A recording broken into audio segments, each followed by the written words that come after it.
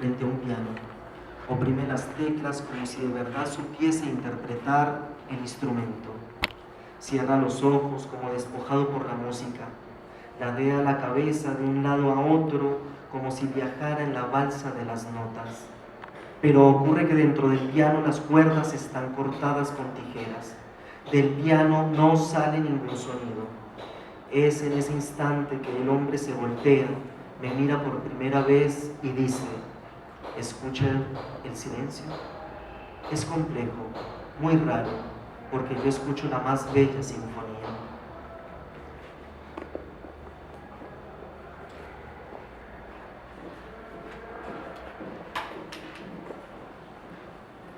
Por accidente he pasado hoy la palma de mi mano por la cabeza. La he palpado minuciosamente, ahogado en un silencio perplejo. Me he dado cuenta de que estaba rapado por completo. He deslizado con suavidad mi mano por la frente, la nariz, la quijada. Me mojaron la angustia y los nervios como la ola contra un acantilado. Había olvidado cómo era mi rostro. Caminé de un lugar a otro con desesperación. Me busqué en el reflejo de una ventana sucia, en el revés de una cuchara, en el brillo del marco de una puerta metálica. Pero no me pude ver. Indescriptiblemente me carcomió la tristeza. Lloré acurrucado en un rincón. No comprendí por qué no hay espejos en este lugar. Digo palabras falsas con la cabeza clavada en mi pecho y mis dedos entrelazados en la nuca. Adentro soy yo y mi propia imagen. Adentro está mi espejo, pero mi espejo no tiene reflejo. Soy un hombre sin rostro.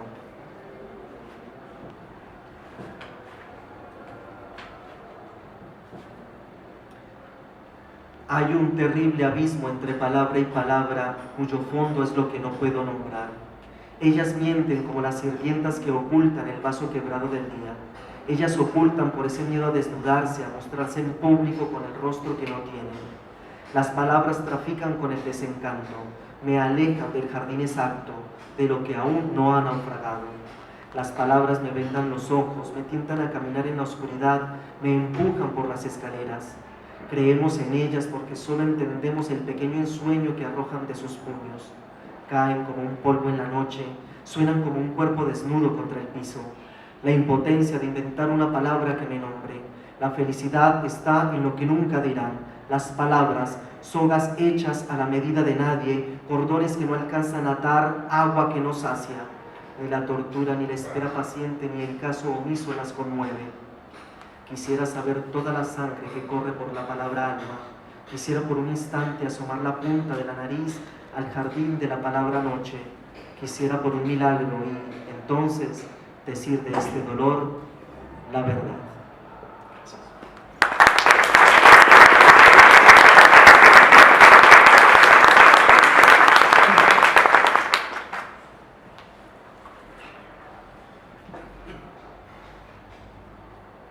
Este poema se llama Canadienses. Mi mujer se llama Damaris, pero le decimos Dami. El otro día estábamos tomándonos un café y no me acuerdo por qué Dami se estaba riendo. En la foto que nos sacaron se le ve mitad de una pierna y esa expresión que tiene cuando no puede parar de reírse. Habíamos llegado hasta Toronto esa misma noche, con el auto cargado hasta el techo, como si el mundo nos estuviera acabando. En la frontera nos preguntaron por qué veníamos a Canadá, cuánto tiempo planeábamos quedarnos. Todo oficial tiene que hacer esas preguntas. Todo aquel que cruza una frontera sabe cómo responderlas. Veníamos simplemente al aeropuerto, no íbamos a estar más de un día. Nuestra casa y nuestro trabajo siguen estando en el país con que comparten Norteamérica. Pero teníamos que tomarnos un café, pero teníamos que ponernos a conversar para que alguien nos sacara esa fotografía donde queda claro que las piernas de mi mujer podrían ocupar un altar, aunque no oficiar la misa. Asisto en silencio a la ceremonia en que esa falda de a poco va levantándose para que la consagración sea completa. El obturador tiene poco que decir cuando las palabras se ven obligadas a reemplazar el tacto de la expresión que sigue después de que las yemas le indican al resto lo que tienen que hacer. Sacerdote y fiel no saben qué hacer con esta iglesia.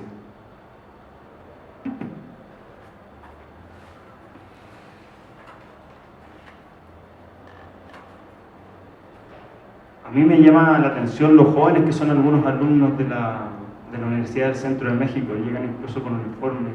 Yo no esperaba este tipo de público, pero bueno. Un hombre cumple 40 años, orgulloso de su potencia sexual e infinitamente temeroso de perderla. Sabe al menos que una de las mujeres con las que habló de amor eterno se mantuvo fiel a ese lenguaje que asimila las palabras a las cosas y estudia las carreras de los domingos a través del nombre de los jinetes. Sabe también que es mejor estar agradecido. Un hombre cumple 40 años casi sin darse cuenta. No está obligado a repetir lo mismo que le pasó a su padre. Por eso se dedica a escalar los cerros que rodean las ciudades donde habita, para no olvidar que incluso en las alturas está obligado a ser un hijo. Se sienta en las escaleras de la casa que todavía tiene que pagar, contando los pasos que le faltan para llegar al segundo piso. Su edad podría resumirse en lo que va del comedor a la cocina, en la máquina que ha reemplazado a la hoja de afeitar desde que le cuesta levantarse de la mesa. Así como sería imposible entender a los cerdos, incluso si los cerdos hablaran, esta noche no hace tanto calor como para darlo todo por perdido. Y termino aquí con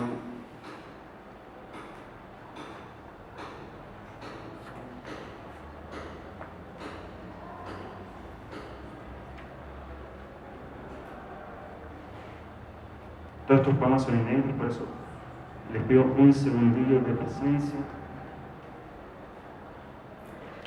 Este poema se llama Que inevitable empieza y va con un pequeño epígrafe que dice: yo resistí la tormenta, yo derroté mi exilio. Arrojarse al mar para que el agua se purifique solo lo puede hacer un adolescente vestido con un uniforme de colegio y en la cara el espanto de haberlo visto todo con los ojos abiertos y cerrados, pero insiste porque es capaz de soplar más fuerte que el viento para apagar las velas de una torta que no celebra ningún cumpleaños, un pastel maldito, una verdadera delicia para los amantes de las calorías y las grasas saturadas, una receta con la que nuestras madres se aseguran de que vamos a chupar nuestros dedos delante de nuestros invitados. Enamórense, por favor, enamórense en nuestro nombre, hagan realidad eso de que la belleza será, no me acuerdo cuál era el adjetivo, o no será. Yo fallé, pero lo reconozco. Yo también tuve mis tardes en esa plaza, tirados sobre el pasto, engendrando una cuenta de hospital de la que queríamos, por supuesto, a otros responsables. Sacudiendo los chalecos, limpiándonos el pelo de esas huellas del tiempo perdido, de los dientes de león, heredados incluso en nuestras ropas interiores. Libérense de ese lastre que significa graduarse de cualquier cosa y por lo que más quieran en este mundo, traidor como ninguno de los otros mundos que conozco. Olvídense, olvídense y olvídense. No importa que la ropa sea prestada, siempre y cuando uno sepa ponérsela. Más importante que llegar sin invitación es identificar rápidamente al dueño de la casa, averiguar si es hincha o no de algún equipo y en el caso de haber entrado al velorio equivocado, saludar a la viuda dependiendo de la edad y de cuántos hijos tenga. El resto se aprende con los años. Las calles de la ciudad se convierten en un mapa después de mucho haberlas recorrido, cargando con las bolsas del supermercado y esos libros que no vas a leer ni tampoco necesitas. Para dormir hay que dejar que las ovejas entren al corral como las palabras que vamos aprendiendo. Para derrotar al exilio es imprescindible una adolescencia que alimente los recuerdos, porque resistir la tormenta es una cosa Otra muy distinta, meterse al mar, sabiendo que las olas son un muro que no necesita obreros ni ladrillos para formar una casa si estamos dentro, para hacer un puente si quisiéramos cruzarlo. Ya estaba allí antes de que nadie lo construyera y seguirá cuando terminemos de derrumbarlo. Gracias.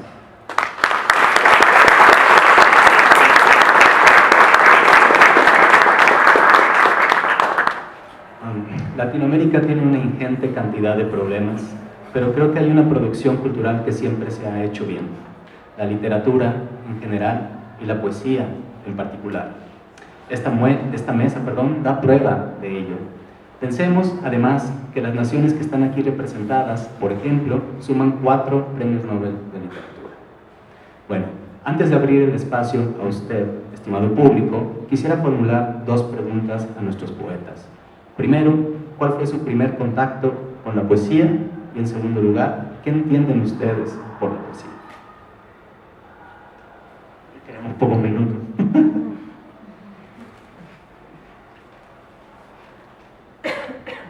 Primer contacto con la poesía, ¿qué tenemos poesía?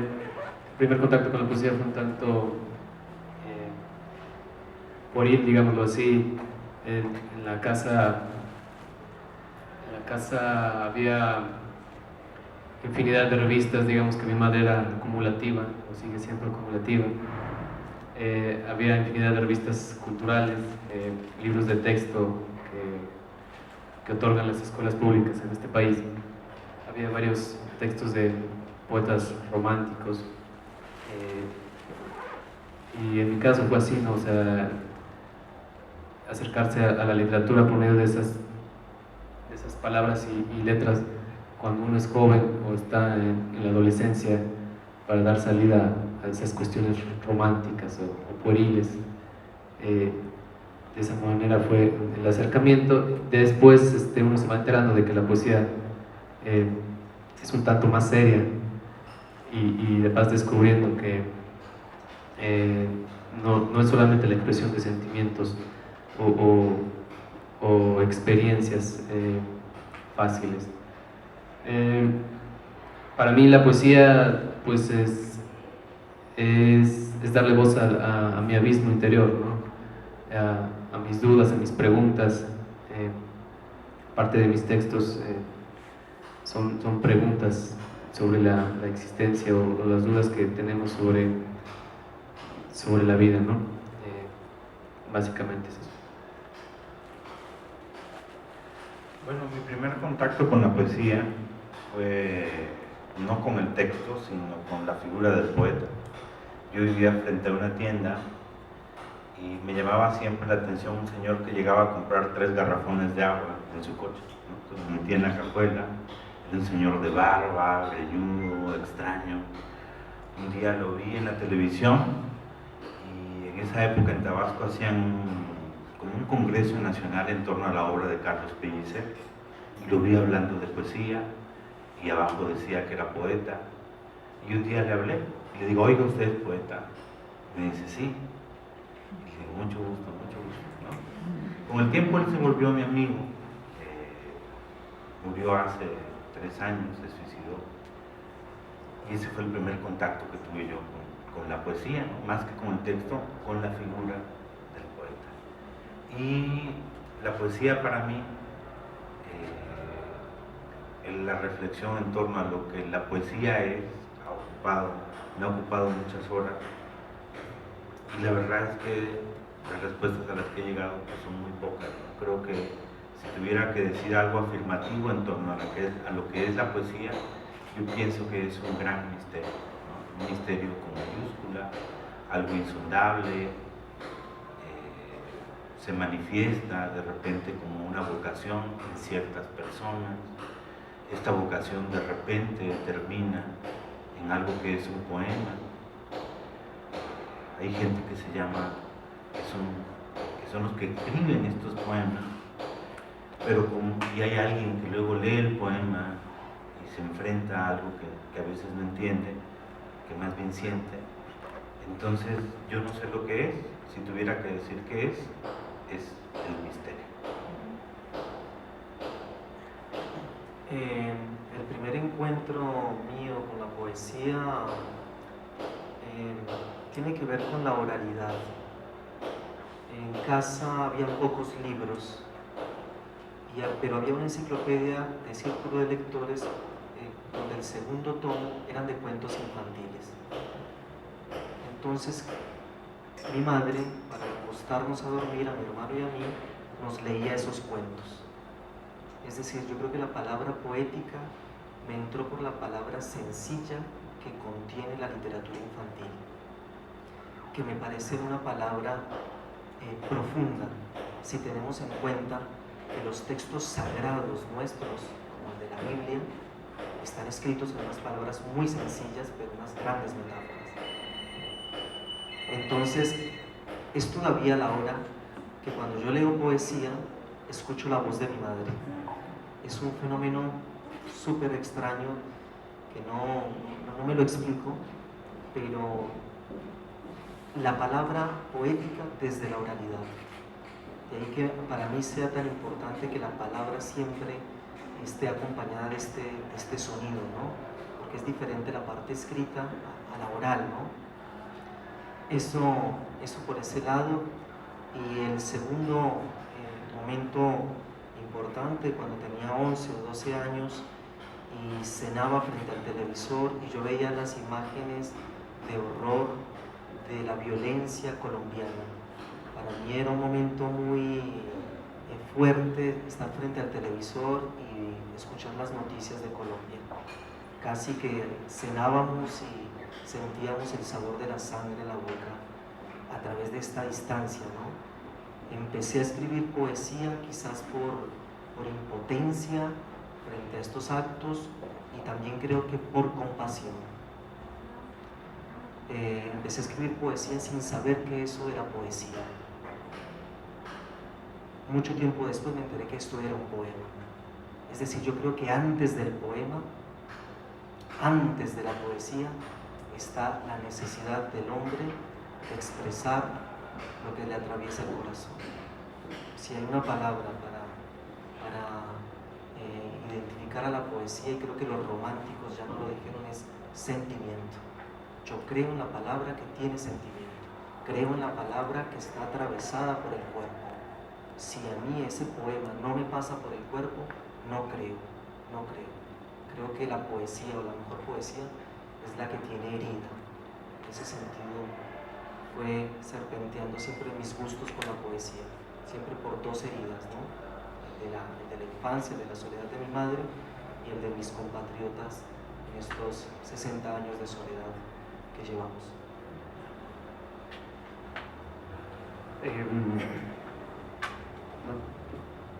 Borges decía que la poesía no se puede definir, porque es en el 69 lo invitan a Borges a Harvard y a dar una charla en torno a lo que él estima era conveniente. Y este poeta, narrador argentino, dice que la poesía le resulta muy difícil de definir y sin embargo, al mismo tiempo, es muy fácil de reconocer. Que él no podía alcanzar un concepto de lo que es la poesía, pero sí podía darse cuenta cuando estaba enfrente de un poema, cuando lo tenía delante de sus ojos, paradójico que parezca, porque es graciosa. Y yo, que soy mucho menos que nadie, tampoco tengo ninguna definición de lo que es la poesía. Y primeros acercamientos serían varios. Las lecturas del colegio, ver a mi papá leyendo también, aunque él leía bestsellers, pero para mí en esa época era literatura. Y sobre todo haber tenido buenos maestros, buenos profesores. Eso para mí fue clave, leer los clásicos griegos en el colegio, ir dándome cuenta que había algo ahí que me interesaba, que no sabía muy bien qué era, pero que me iba a terminar trayendo hasta acá.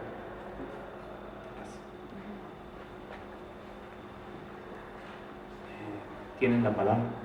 Si alguien tiene una pregunta.